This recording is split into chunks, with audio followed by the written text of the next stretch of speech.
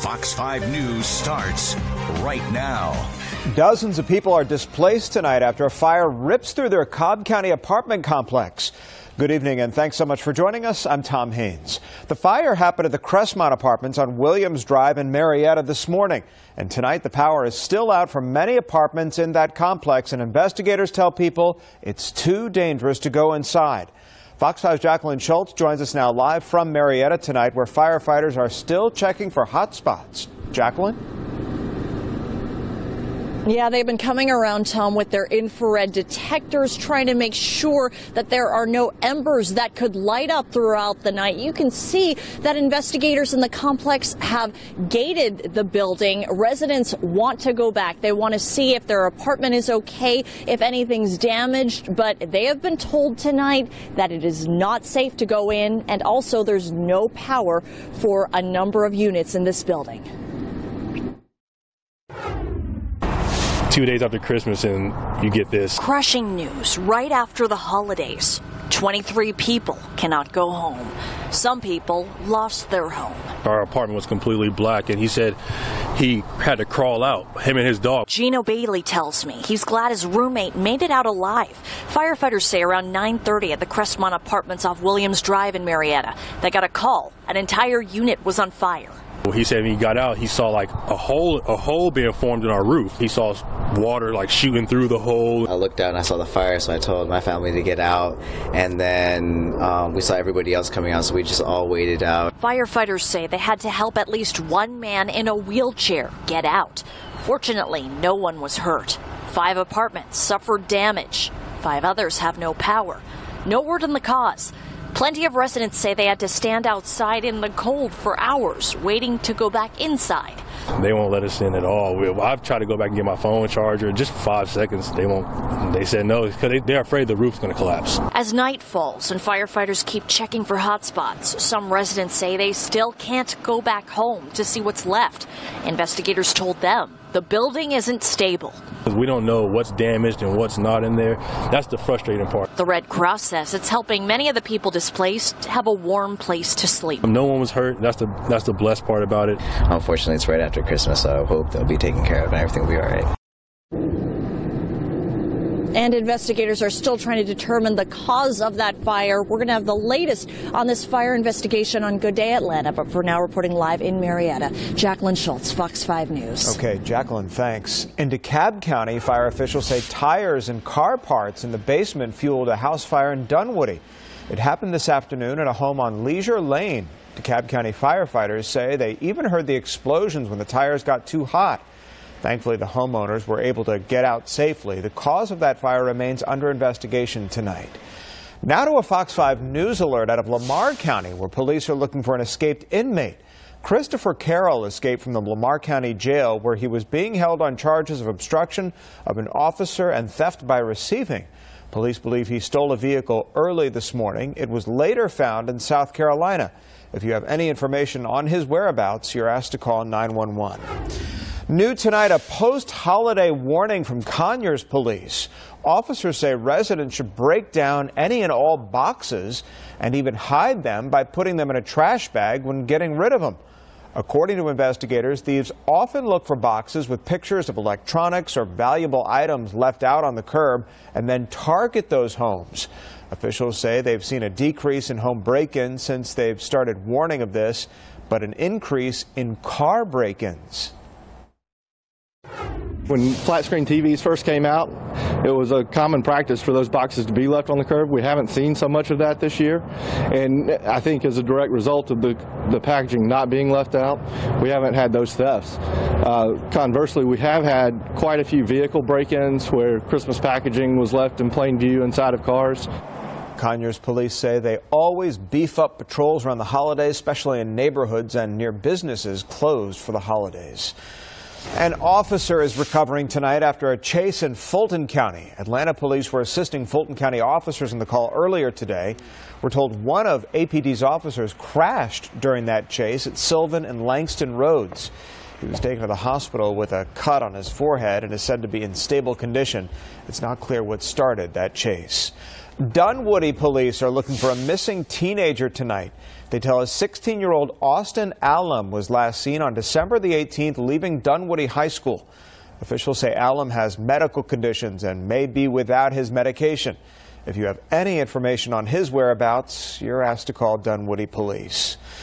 Tonight, police are trying to track down criminals who took off with a dozen guns and ransacked a home in South Fulton. The homeowner tells us the crooks also got away with jewelry and cash, and all of the stolen items together are worth thousands of dollars. Fox 5's George Franco has the details.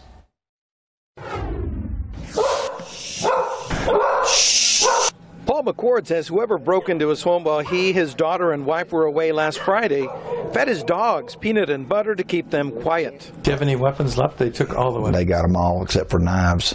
He admits his gun safe in the laundry room was not locked when the crooks got in, stealing about $20,000 worth of jewelry, cash, tools, and guns. His biggest concern, the weapons. I don't keep very good records, apparently, because I only came up with 4 serial numbers. That's another reason I need to talk to detectives. All of my guns were old.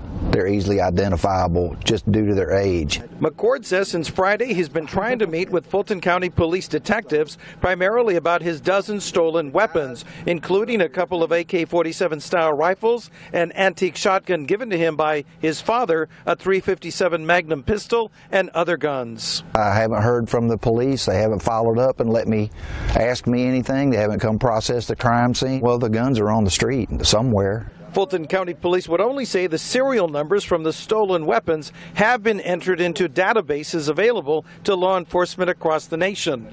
McCord says there are several locations he believes police will find fingerprints as he takes additional security measures. Outdoors, I'm going to have some motion-activated cameras indoors and an alarm system. McCord told me the crooks pried open the back door to get in, then filled his truck with the guns and other loot, then stole the vehicle, crashing it through the front gate to get away. What do you want to say to whoever did this?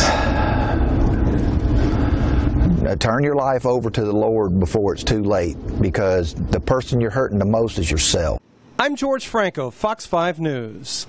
Hateville police say the quick thinking of 2 brave kids helped them catch a burglar. The 13 and 11-year-olds were home alone when they heard somebody trying to break in. Oscar and Vivian Liu sent a text to their parents, who then called 911.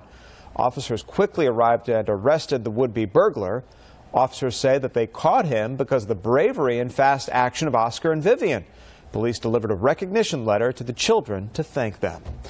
Tonight, an urgent search is on for the crew of criminals Johns Creek police say conned an elderly man out of thousands of dollars of cash.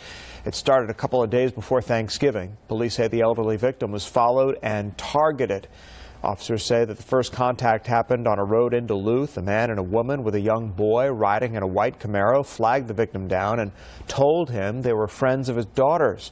After that, investigators say the victim was contacted at least 4 times and took out about $15,000 in cash to give to the suspected crooks. Not sure how they targeted him. We do believe that they had watched and knew his routine, and that he was picked. We believe that they knew a little bit about him and probably followed him. The victim's family says that he has early signs of dementia and truly believed he was helping these people. If you recognize the suspects or their white Camaro, you're asked to call Johns Creek Police. Apple is feeling the legal heat over a slowdown issue affecting older iPhones. A class action lawsuit has been filed accusing the company of not telling customers it intentionally slowed down the device's performance because of a weak battery. The suit claims customers were encouraged to buy a new iPhone instead of just replacing the battery.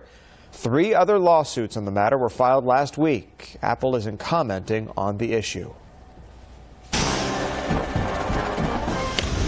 Well, the Georgia Bulldogs are in California ahead of next week's big game. The team is preparing for the Rose Bowl, where they'll face off against Oklahoma on New Year's Day. Fox 5's Cody Chaffins is in California with more on how the team is preparing.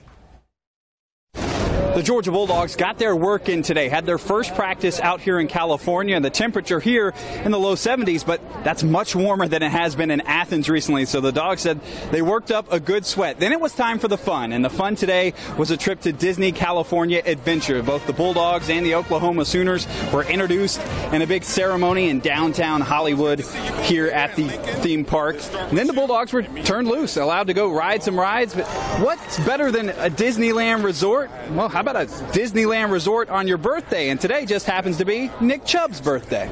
With the birthday boy at Disneyland on your birthday, this has got to be a great day. It is, man. It's, just a blessing to be here. You ever done stuff like this? No, I never have, man. It's fun. Tell me about the ride. They made you get on it? Well, yeah, my teammates did. It's not really your thing? Well, that certain ride's not, but it was fun. You're a guy who's a senior. You've had to compartmentalize kind of all this stuff. It's a business trip, but how do you enjoy Disneyland at the same time? You kind of it takes your mind off football for a little while. So, it's all fun and games. We enjoy ourselves, but we still keep the main thing. You getting used to the time change yet? Yeah, I am, actually. I kind of forgot we were out here in Cali. So. And that is the ride that Nick Chubb was reluctant to get on. Yes, he runs into SEC linebackers all the time, but the Guardians of the Galaxy ride is what struck fear in the heart of Nick Chubb today. It's kind of like the old Tower of Terror, which just drops you straight down. The Bulldogs will be back to work tomorrow, but they'll still continue to mix in some fun throughout this bowl week. At Disney California Adventure, Cody Chaffins, Fox 5 Sports.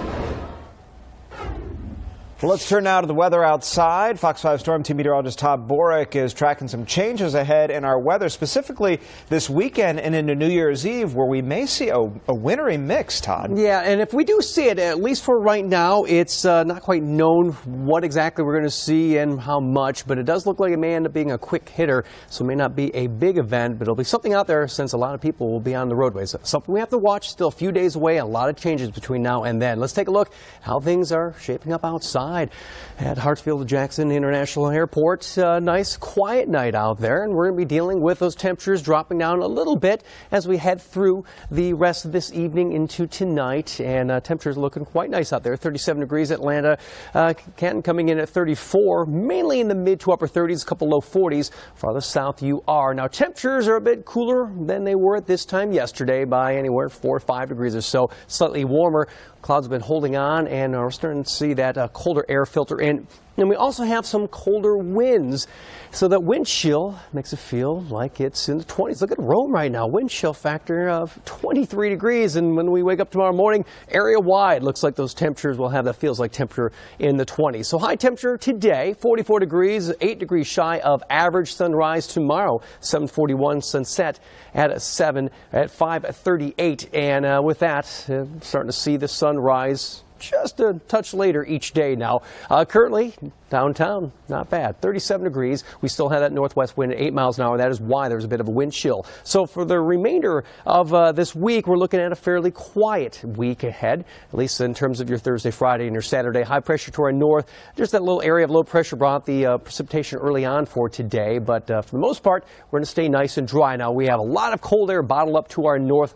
12 degrees in Cincinnati, 9 in St. Louis, and this cold air is going to start drifting its way farther downward, and it's going to get entrenched over the region.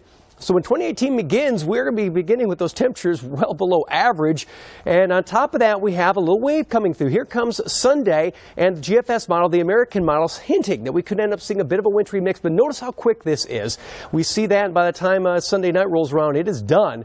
So by the time the ball drops on, or at least the peach drops Sunday night. Same type of thing for your Euro. It does bring in some precipitation starting as rain, trying to change over to snow before eventually coming to an end. A lot of changes between now and then, so we're going to be tweaking that forecast as we get closer to the event. 31, the overnight low tonight. Tomorrow, sun and clouds, a quiet day, 41 the high. And here's your forecast for the next couple of days. Upper 40s Friday and Saturday, nice stretch of days ahead. And here comes that mess that could come our way Sunday and very early on New Year's Day. Look at those temperatures. Begin 2018, Tom. A bit on cold side. All right, Todd, thanks. Tonight, our thoughts and prayers are with the family of longtime Atlanta television anchor Amanda Davis. Several friends tell us that Amanda passed away this evening. Amanda suffered a medical emergency at Hartsfield-Jackson International Airport and was rushed to the hospital last night. Amanda Davis broadcast news in Atlanta for more than 30 years, 26 of those here at Fox 5. Amanda's been currently serving as an anchor at WGCL television. In a report tonight, WGCL said that Davis suffered a stroke. The station announced her passing just after 9 o'clock tonight. Again, our thoughts and prayers are with Amanda's entire family.